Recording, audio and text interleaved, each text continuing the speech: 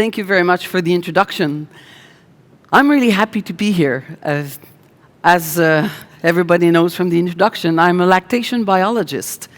And now I have the chance to talk to a lot of nutritionists. And it's really fun to be able to talk about mammary glands to nutritionists because they're related. And it makes me happy to know that nutritionists are actually considering mammary glands when they will feed their animals, and it's something that is important.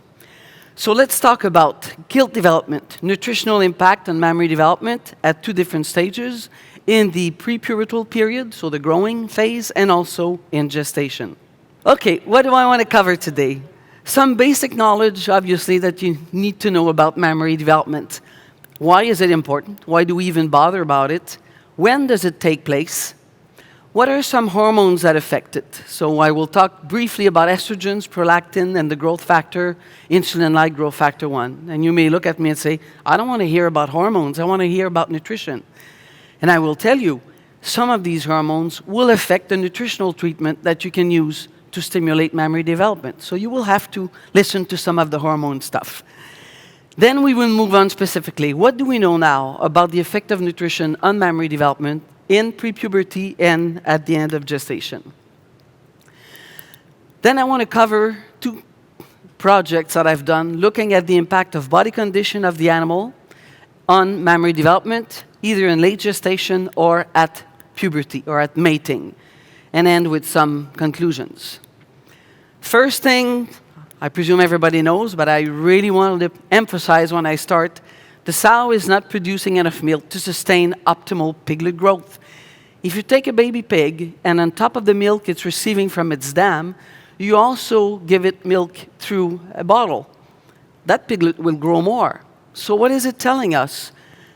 The growth capacity of the piglet is greater than what it can achieve through the mother's milk. The sow is limiting growth rate of the piglet. We do need to increase sow milk yield if we want to improve growth rate of our piglets. Next thing I want to talk about is hyperprolificity. Okay, the sow is not producing enough milk to sustain optimal growth of her litter. And then you have hyperprolificity. So we have created new lines of sows that have very high litter sizes. So what is it doing? It is actually, in fact, worsening the problem. So with this increase in litter size, we've actually decreased the amount of milk ingested per piglet. Now, what can we do about it? We know that one main factor that limits milk yield is the number of secretory cells that are present in mammary tissue at the beginning of lactation. We also know that there's a correlation between the size of the mammary gland and its milk yield, which is measured as the weight of the piglet nursing that gland. These authors have made a wonderful conclusion in their paper. They end by saying, replacement gilts should be managed so as to enhance their mammary development. And I always say, this is exactly the same thing as I love reading murder mysteries. So it's the same thing as me reading a murder mystery, getting to the end and not knowing who the murderer is. I mean, fine, yes, I want to enhance mammary development, but how do I do it? So that's what we will talk about today. Very succinctly, some basic information on the anatomy of the mammary gland. You have a cross-section here of a mammary gland with a teat. In a teat, you have two lactiferous ducts. So you have two streaks of milk when you milk a sow. That's normal. In fact, I've heard of two exceptions where they had 3 streaks of milk. And I said, boy, you could be rich if you had bred these animals. But anyway, normally you have 2 lactiferous ducts. And these will ramify into ductules. And at the end of these ductules, you will have the alveoli. And it's the cells around the alveoli, the epithelial cells around the alveoli, that will be the ones that will synthesize the milk. What I want you to remember from this slide are the 2 words in red. So the parenchymal tissue is the good tissue where you do have the epithelial cells that synthesize milk, where you do see milk synthesis. The extra parenchyma is in fact the fat layer around the mammary gland where you do not see any synthesis of milk. When do we see mammary development taking place? Well, if you see a baby piglet, it will have mainly stromal tissue in its mammary tissue, very poorly developed duct system. But then you have 3 stages of rapid mammary accretion. One thing you need to know. It is only when you do have mammary development already taking place that you can enhance it. I always say that 3 times 0 gives 0. No mammary development, I don't care what hormone or what nutrition you will give to that pig, you will not stimulate it. 3 times 0 gives 0. So those stages of rapid mammary development are very important. And they are before puberty, so from 90 days of age up to puberty, in the last third of gestation, starting about day 90 of gestation. So if you need to remember a number, it's going to be 90. And there's also a third stage during lactation, which makes sense. The mammary glands are being stimulated and used. As a scientist, what I want to really focus on are the first 2 stages, because the goal is that when the sow starts to produce milk, she already has a maximal number of milk synthesizing cells. So just to show these with figures, on the horizontal axis, you have the age in days, and those are data from Martin Sorensen. He's the first one who really looked at this in 2002.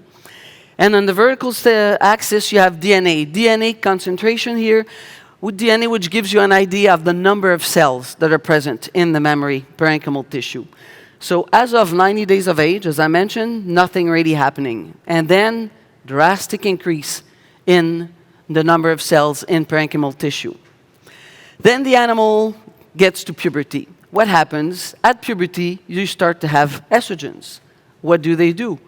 They increase the amount of parenchymal tissue. Some decrease in extraparenchyma, which we don't really care, but you start also to see an important duct system. So estrogens, yes, they are important in increasing the parenchymal tissue that we see around puberty. Then the animal is bred, and then what happens? Gestation takes place. On the horizontal axis, days of gestation.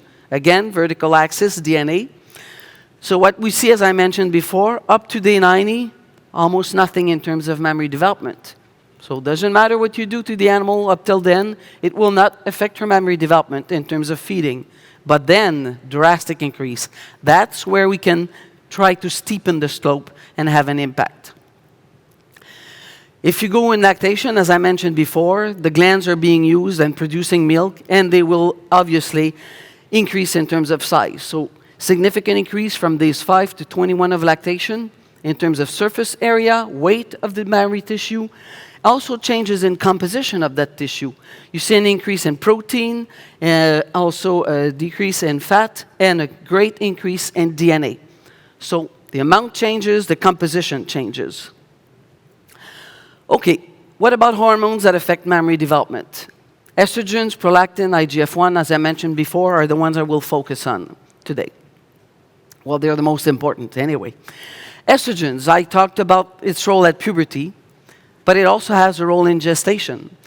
The fetal-placental unit produces estrogens, and there is a correlation, a positive correlation, between the concentration of estrogens in the blood of the sow at the end of gestation and the DNA in the mammary tissue of that sow.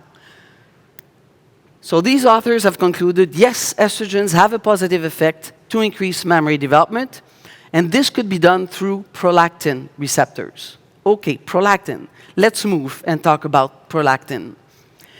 In 1945, it was shown that if you feed barley ergot to a sow for the last 25 to 87 days of gestation, it leads to almost no udder development, and it leads also to agalactia, no milk secretion. In 1945, people did not know why this happened, because nobody could measure porcine prolactin. Now, in the 1970s, the radioimmunoassay to measure porcine prolactin was developed. And what was found is that these animals that were fed barley ergot had significant reduction in prolactin.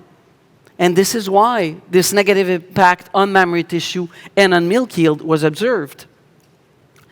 So let's look more specifically at prolactin. What I've done is a study where I've inhibited prolactin in the animals. So first we need to know, how is prolactin regulated? it's basically regulated negatively. If you have more of the neurotransmitter dopamine, it will decrease prolactin secretion, and vice versa. So in this study, what I've done, to inhibit prolactin, I've used bromocriptine, which is a dopamine agonist. I'm increasing the negative factor. So what you have here are cross-sections of mammary tissue from animals that had an inhibition of prolactin from days 70 to 110 of gestation. What you see on the right-hand side, the control animal, very nice pink parenchymal tissue, and the extra parenchymal tissue around it. Now, if you go on the left-hand side, things are not looking so great. You have a lot more of this fat layer around the parenchymal tissue, and the parenchymal tissue is interspersed with a lot of fat. So basically, major inhibition of mammary development. This was from day 70 to 110, but I wanted to see if there was a smaller window in gestation where prolactin has its effect. So I've done, again, a trial inhibiting prolactin with bromocriptine, either from days 50 to 69 of gestation, from days 70 to 89, or days 90 to 110 of gestation. And look how interesting this is. I'm proving to you what I mentioned a while ago. Doesn't matter. I inhibit prolactin between days 50 to 69, no effect. 70 to 89, no effect. Oops, 90 to 110. When I do have mammary development taking place, what happens? Then I have a negative impact. You see a significant decrease in terms of the weight of the half gland. Look at parenchymal tissue, drastic decrease, and also an effect on the composition of this parenchymal tissue. Significant increase in fat, decreased protein to DNA. So we know that it's in that specific period, 90 to 110, that prolactin will have a major impact. Okay, prolactin has a major impact if I get rid of it in that period. How about if I give it? Well, the first time that there was an indication that giving prolactin to gilts could stimulate mammary development was actually just a fluke, because McLaughlin and collaborators did a study where they injected recombinant porcine prolactin to growing animals to increase their growth rate. And this is something I really like about science. One little sentence in a paper can make a big difference. These guys were really wise because they mentioned that they visually noticed that there was some development of mammary tissue. But obviously, they did not look at it. So then I decided, okay, I'm going to do the exact same treatment they've done here, but what I will do is I will collect the mammary tissue and look at it to see whether it's true that there is an effect. And yes, so I've given this recombinant porcine prolactin for 29 days, starting at 75 kilos, same thing as McLaughlin. But then I slaughtered my animals, and then I collected mammary tissue, and I could see that when you give either 4 or 8 milligrams of this porcine prolactin, look at this, a doubling of parenchymal tissue. That's increasing, amazing. And also changes in terms of less fat, more protein, and look at the DNA here, more than doubling in terms of the concentration that represents the number of cells present. And no further increase is necessary above 4 milligrams to see this positive impact.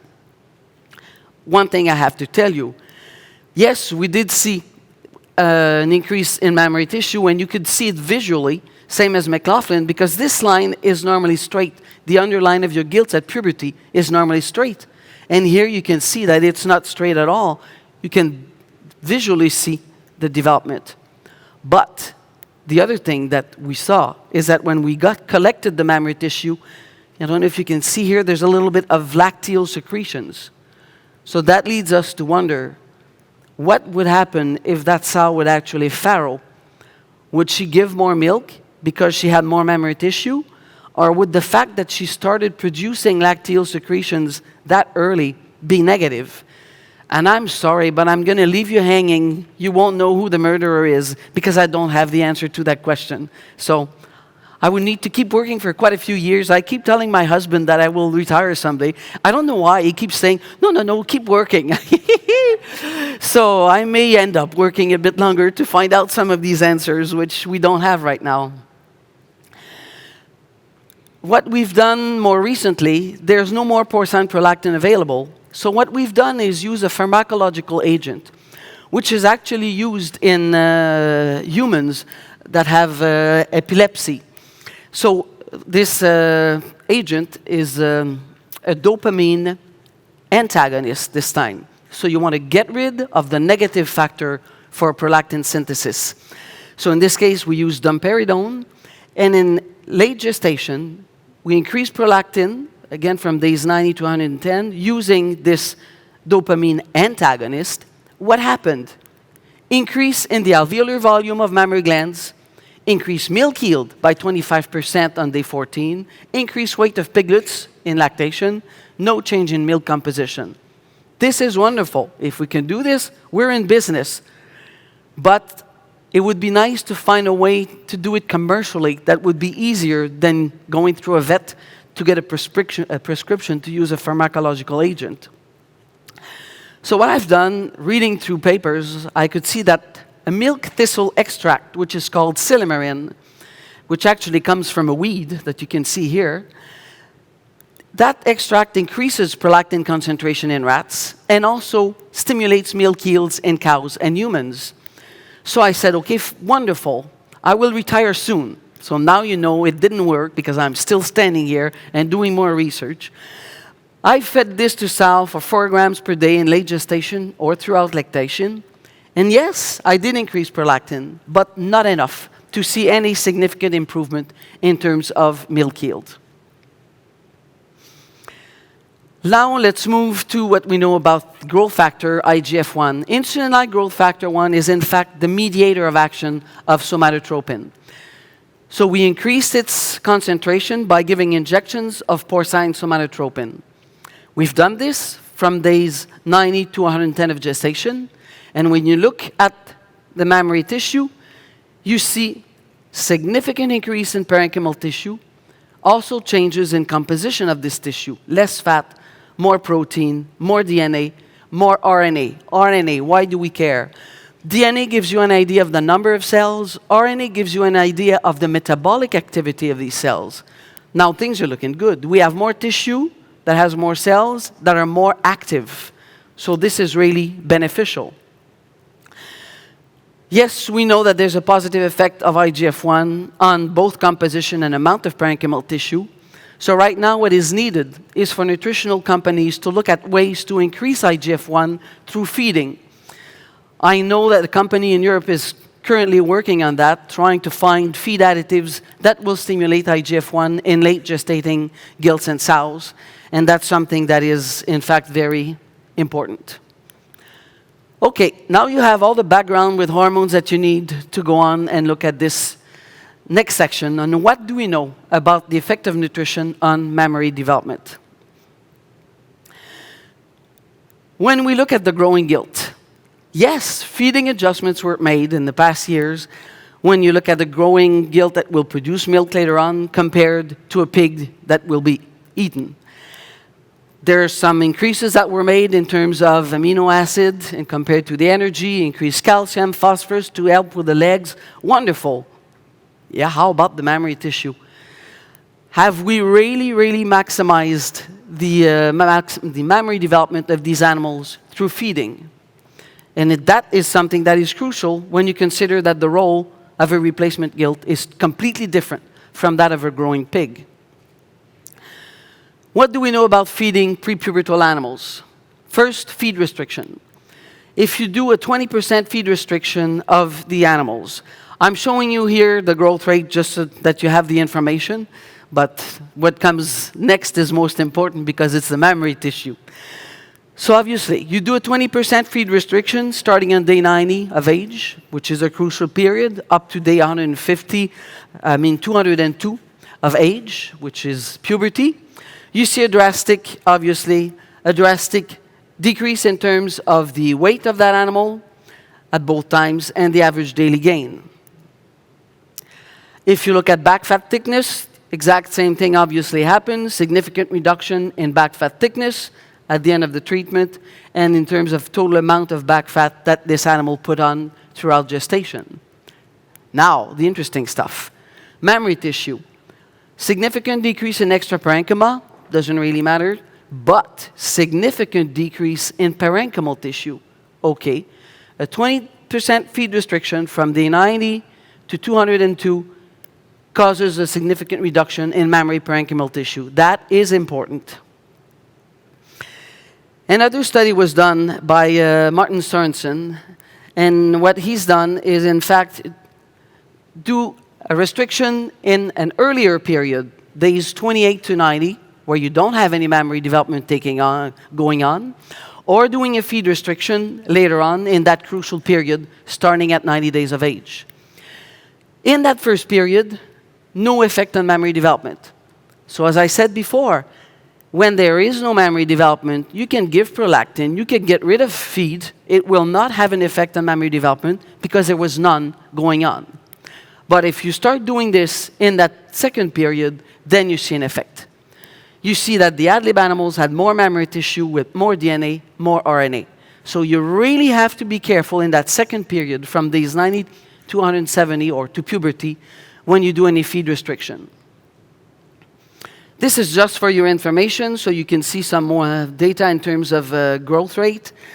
In that first period, days 28 to 90, the 34% reduction in feed intake obviously significantly decreased average daily gain, so 0.65 to 0.52 kilograms per day.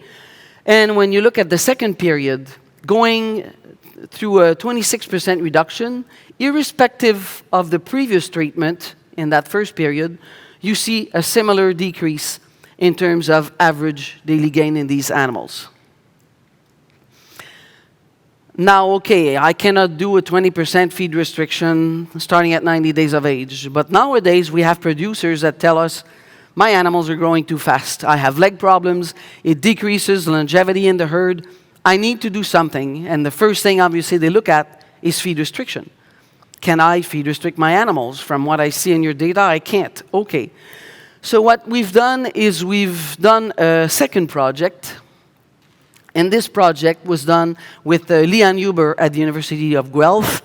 And Nicole Gregory is somewhere in the room here. And those are actually her data from her master's project.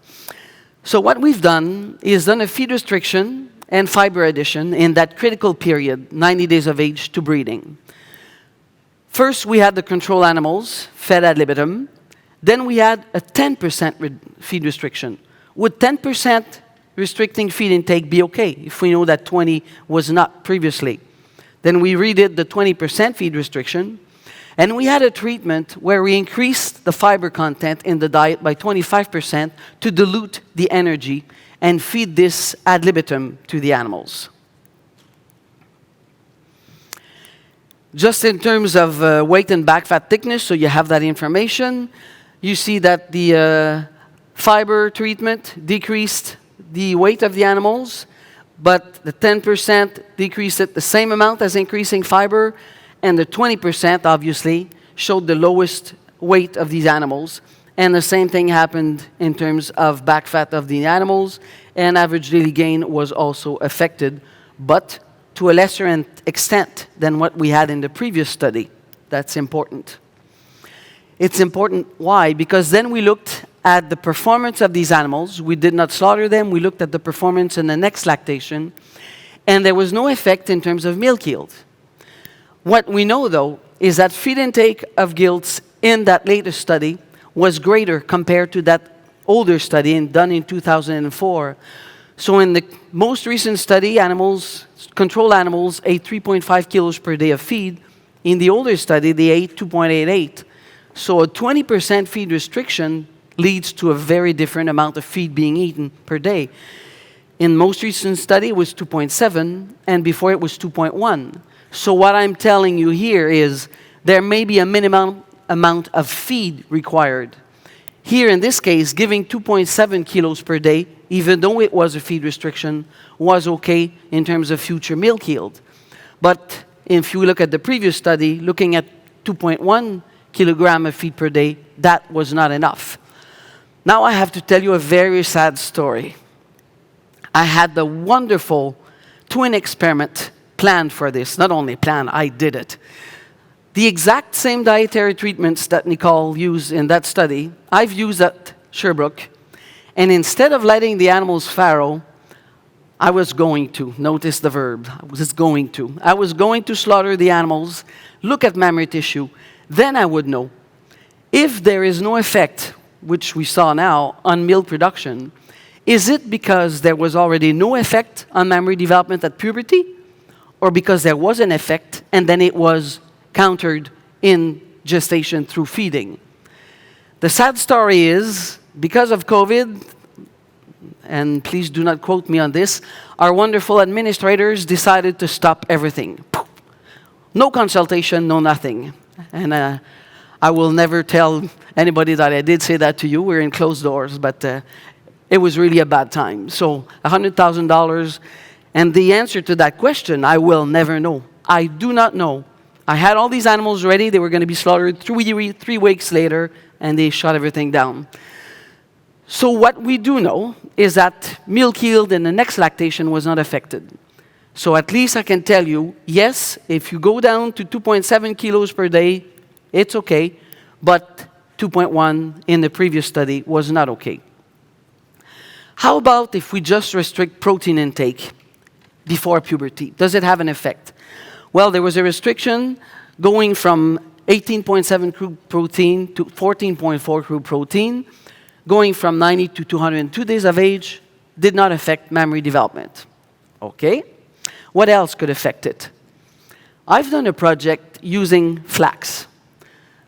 I fed 10% flaxseed to these animals. Why? Flaxseed contains oil, but also contains lignans. Lignans have estrogenic properties, and I told you before, estrogen is important for mammary development. So maybe if I can only add flaxseed to the meal, then everything will be fine because of these estrogenic properties, mammary development will be stimulated. However, what I did see is the expected change in polyunsaturated fatty acids, but no effect on mammary development. So then I told myself, okay, this flax doesn't have enough of an estrogenic effect. What else can I do to stimulate this estrogen activity? Then I added a phytoestrogen, a plant source of estrogen. In that case, I used genistein. So I had a control animal fed a standard soya diet, corn soy, and the treated animals also received on top of that diet 2.3 grams per day of genistein in the critical period starting at 90 days of age. What happened? Yes, I increased phytoestrogens in blood. Good, the treatment worked. But I also increased by 44% the amount of parenchymal DNA, so cell number. Yes, if I have enough of an estrogenic effect in that critical prepubertal period, I can stimulate mammary development of that animal. Then we move to gestation. What do we know? Increasing energy intake. So if you look at these studies, basically they increased energy intake up to 10.5 megacal of ME per day, which is a lot. I know nobody will feed this, but that's the studies that we have available. So if you really feed too much energy, in one case it decreased the amount of mammary parenchymal tissue, in one case it had no effect, in one case it increased the amount of fat in parenchymal tissue, or no effect when you increase the amount of polyunsaturated fatty acids. Basically what I'm telling you is adding energy is not the solution. It will not stimulate mammary development. Okay, let's look at protein. How about increasing protein? So when the amount of crude protein fed went from 216 grams per day to 330, there was no effect on mammary development. Then in another study, feeding 4, 8, or 16 grams of lysine per day throughout gestation were compared, and again, no effect on mammary development. But when they looked at the growth rate of the piglets in the following lactation, the piglets from the gilts that received the 16 gram per day of lysine had a greater growth rate. So something maybe worth looking into. Well, Che and collaborators did look into it. And in 2019, they published this very interesting study where they increased the amount of lysine intake in late gestation by 40%. So the estimated requirement of lysine in their animal was 14.7 grams of SID lysine per day. And what they fed is 20.6, 40% increase. All other amino acids met recommendations, everything was good. They've done that in that critical period from 90 days of gestation to farrowing, and they increased the average daily gain of piglets in the next lactation. Something that they noticed, though, is that the birth weight of these piglets had a tendency to be improved. There's quite a few studies that were done with lysine, and some of them see a tendency to increase birth weight. Most of them don't see an increase in birth weight. So it's kind of doubtful that the increase in growth rate would come from that. So the other possibility is mammary development. So then I said, fine, I'm going to find out if mammary development was, in fact, affected by this treatment. So what we've done is a study, again, where I did a 40% increase in gestation in that late period, which is critical. In my study, considering the needs of our animals, 18.6 grams per day was the estimated requirement. So 40% increase meant feeding them 26 grams per day of lysine. Diets were isoenergenic, other amino acids fed to recommendations. Everybody was fed 2.65 kilo per day, starting at 90 days of gestation during the treatment period. And then on day 110, we collected the mammary glands, the fetuses. And if you look at the body weight, obviously, of the gilts in gestation, there was a greater gain in terms of the treated animals. Also, fetal body weight, but corrected for litter size, was significantly increased. When it was not corrected for litter size, there was no significant increase. But this is what's really interesting. Now let's look at mammary tissue. If you give more lysine, 40% more lysine through soybean meal, 44% increase in parenchyma as a whole, or if you put it per teat, 42%. That's a linear increase, a one-to-one increase. More lysine, more mammary parenchyma. That's really wonderful. So the increased average daily gain of the piglets in lactation in the study by chain collaborators most likely came from this greater mammary development. If you look at the composition, basically there's no effect.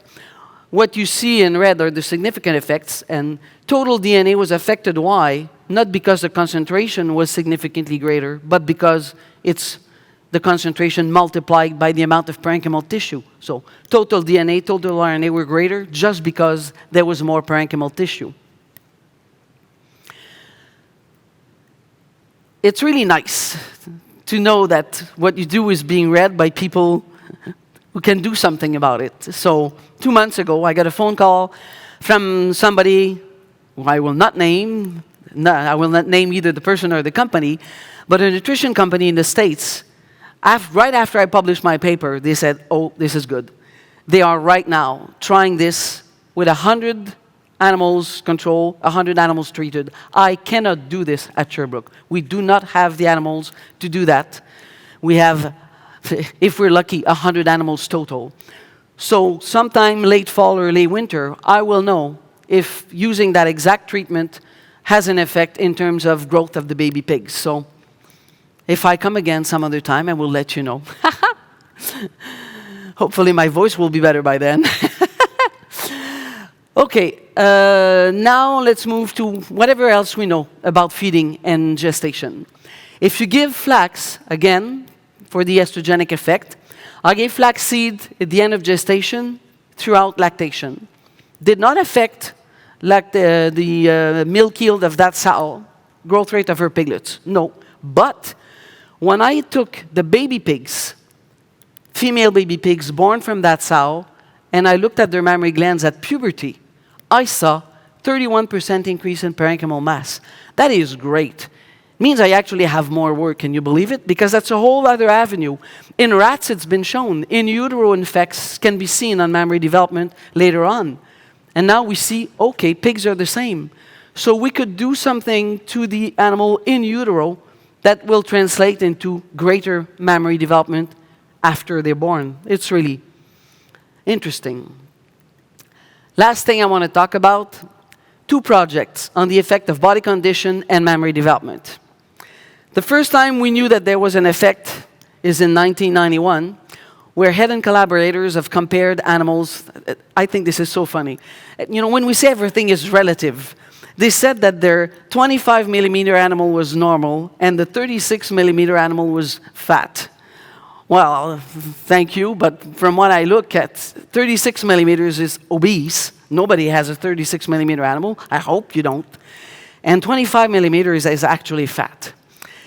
So when they compared these two types of animals, they saw that the obese animals had less mammary development at the end of gestation, less DNA, less alveolar cells, and now this is important, less milk yield in the next lactation. So yes, there's a relation. If the animal is too fat, has less mammary development, it will produce less milk in the next lactation. So what I've told myself is, yeah, fine, body condition has an impact, but I don't care about 36 millimeters.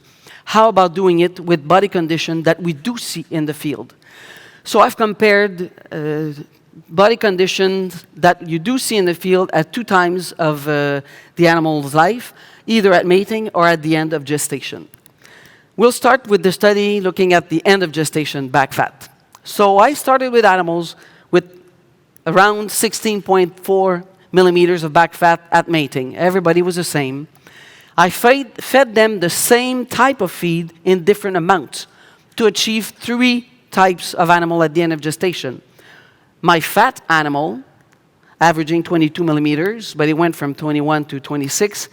My standard animal, averaging 18 millimeters, and the lean animal, 14 millimeters. If you just want to know how much feed they ate, I'm showing this to you here. So this is the amount of feed given to each animal for the expected back fat gain that you see on top. And this was all calculated by Michel Vignola, who's now sadly retired, but a very good friend of mine because, as I mentioned before, I am not a nutritionist, so I need somebody there to help me with formulating these rations. So if you want to see what happened in terms of growth of these animals, well, obviously, these lean back fat have lower weight and lower average daily gain in this treatment period of gestation. But this is what I really want to show you. What you see here is that the lean animals and not the fat ones. Previously we saw obese is not good. So I thought, well, the fat animals will not do good. No. It's different.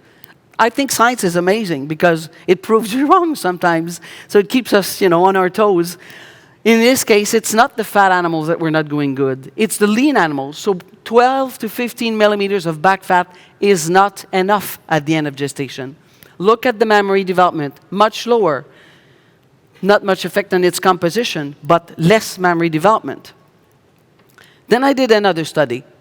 I ended with the same 3 levels of back fat at the end of gestation. Fat, standard, lean.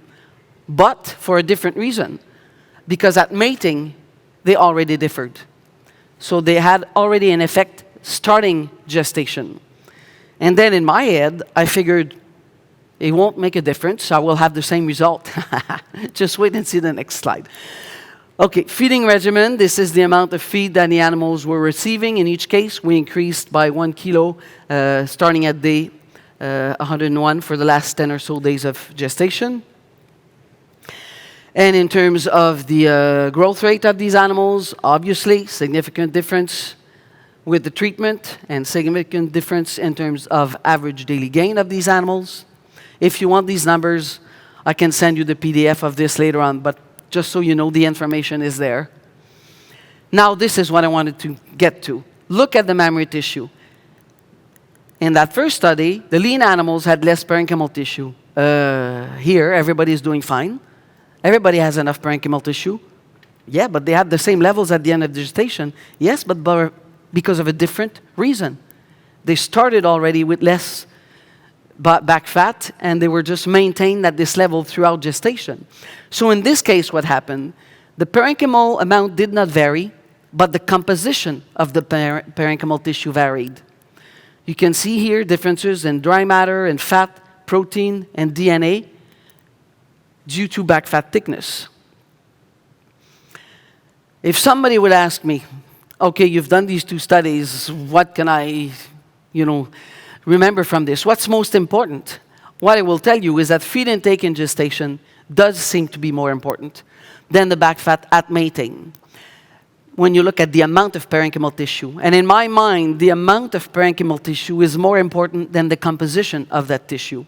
And whatever you do up to mating, even if you mate them at different back fats, you can correct for in gestation. Do you see me coming? You can correct for in gestation, individual feeding, looking at back fat.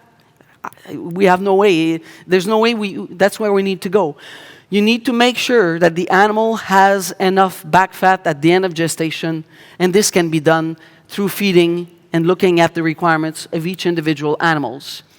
There is a negative impact of a gilt being too thin. You do not want to go less than 16 millimeters of back fat in late gestation. But there is no negative impact of being a bit too fat. And I always say for once, it's not always the lean ones that are better off. So I'm happy about this finding. Concluding remarks, gilt should be fed to maximize their mammary development before lactation starts. You want them to start with already the maximal number of mammary cells that they can have. So what can we do about this?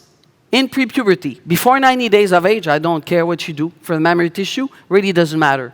But as of 90 days of age, up to puberty, you don't want to decrease feed intake below 2.7 kilos. I don't know how far down we can go. I can tell you 2.7 is okay, 2.1 is not okay. I don't know if anything in between would be fine or not. If you can have a source of estrogens, such as genistein, if you give it, it will stimulate mammary development.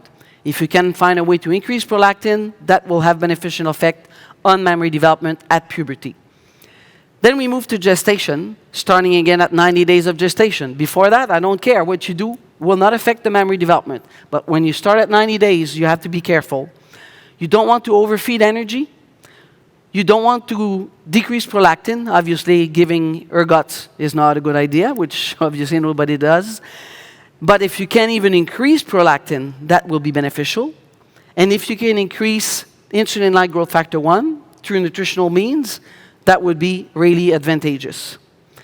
In gestation, again in that critical period, if you feed 26 grams per day of lysine through an increase in soybean meal, and in that case it was 26 grams per day, but it's a 40% increase compared to what your requirements are for your herd, it will have a beneficial effect. I have to tell you, I have done this treatment using soybean. Yes, but soybean contains other things. It may not be just a lysine. It may be other amino acids. It may be protein. It is not phytoestrogens, because I've done a study to look at that. There's not enough phytoestrogens in soybean to have an effect. But what is really nice is that next year, that's why I'm not telling you, you have to invite me again. Next year, we're starting a project with Leanne Huber where we will decipher that point. We will look at soybean, crystalline lysine, casein, or standard diet. And we'll be able to tell you for sure which of these components is the main one. We think it's lysine, but we could be wrong. It happens once in a while. Not too often. I tell my husband, not too often. I keep telling him, every time I give a talk, I mention you all the time. Your ears must be buzzing. Okay, what else do we know in gestation? If you give 10% flaxseed, it will have a beneficial effect on the offspring, the female offspring at puberty. You do want to look at body condition. You want to feed to achieve a body condition of more than 16 millimeters. Up to 26, you know it's okay. And I have to end by saying that in that case, well, there is no other option but to look at phase feeding in gestation. Because from 90 days of age, you really have to be careful because it will affect mammary development, and you need to meet the needs for this mammary development. Obviously, there's still much to be learned. Any young scientist, students who are interested in cell work, I always say, go, go, go, please, please, because eventually we need to retire, but there's got to be younger people that can take on the work. And I just want to mention that people who are interested in the gestating and lactating animal, that's the book I've edited, The Gestating and Lactating Sows, available online. I don't make money from this, but just so that you know, it's of interest if you want to focus on a gestating and lactating sow, and the latest one is focusing on the suckling and weaned piglet. So those could be of interest to you guys. And thank you to the sponsors. Thanks for inviting me here, and I'll be ready to answer any questions that you may have.